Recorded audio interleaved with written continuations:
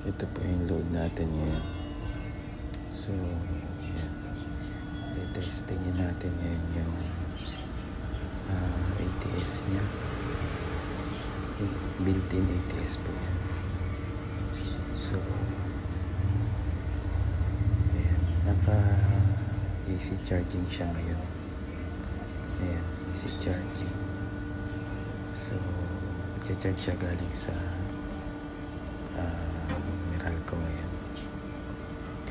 And then sinet ko siya na mag-switch sa battery sa 13.2. So dapat sa 13.2 automatic switch na siya sa battery after niyang i-charge yung battery ko.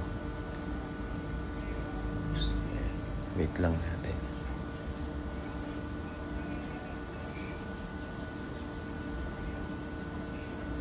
Ito yung bagong Snadi ngayon. So trinay ko lang siya. Ayan yung load natin, 670. So ang mga nakakabit po dito ngayon is yung ating ref, mga charger natin, and then yung water dispenser, electric fan, TV, dalawang laptop, tsaka may mga naka-charge din na mga cellphones. And kaya ganyan kalaki yung load natin yun is inon ko yung heater ng water dispenser natin. So ayan, wait lang natin kung mag-automatic switch siya after niyang i-charge na hanggang 13.2.